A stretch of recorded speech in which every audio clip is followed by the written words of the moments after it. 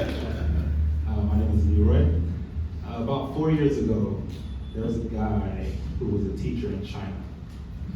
And one day, a black guy who was a teacher in China, and one day one of his students, whose name was Apple, walked up to him and lifted him on his arm. And he couldn't understand why. So he walked out of his classroom and he called one of his friends who worked at a different school in Beijing and said, "Yo, are your students licking you?" He's like, "Yeah, man, they've been licking me, bro." So why? He's like, "Well, my teachers told them that I was made of chocolate." So the guy went back to his office and asked his Chinese colleagues, "Hey, did any of you tell my students I was made of chocolate?" "Oh, no, we would never do that. No, we didn't."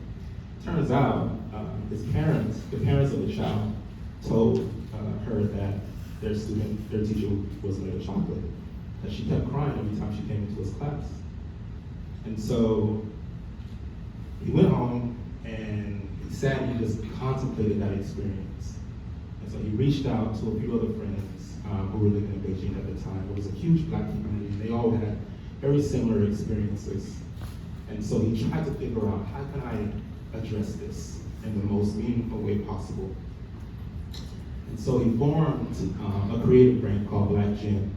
And the purpose of Black Gin was to curate creative art events, spoken word, poetry, performance art, as a way to bring together the Black expat community and the Chinese local community to share their culture and heritage in a meaningful and artistic way to address some of these misconceptions.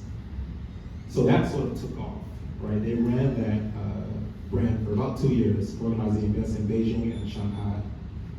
And when he got ready to return home, he kept telling folks, "So there's a lot of black folk in Beijing.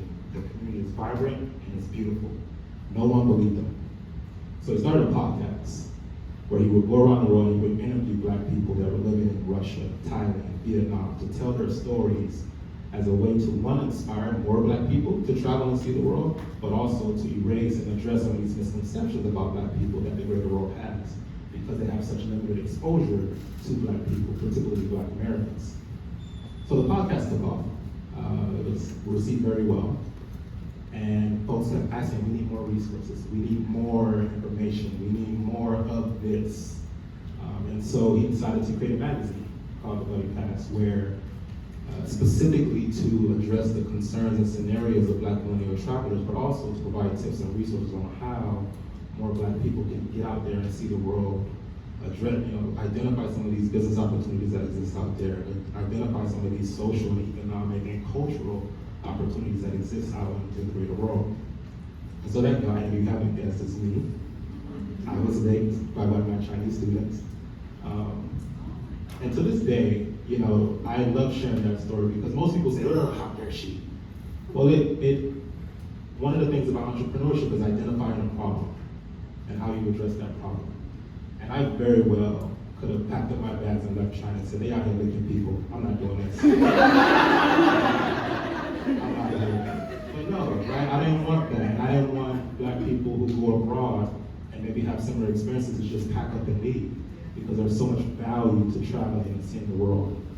And so yeah, I am the founder of The Buddy Pass. I've been running this brand for about 3 years now, mostly through the podcast.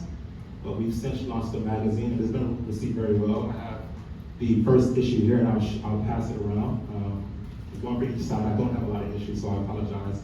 But that is a part of my story, a very small part, but the most meaningful part as to why I've started the Buddy Pass brand and what I intend to do with it and how I intend to solve a problem that exists right now, but also provide value to black travelers, particularly black millennial travelers.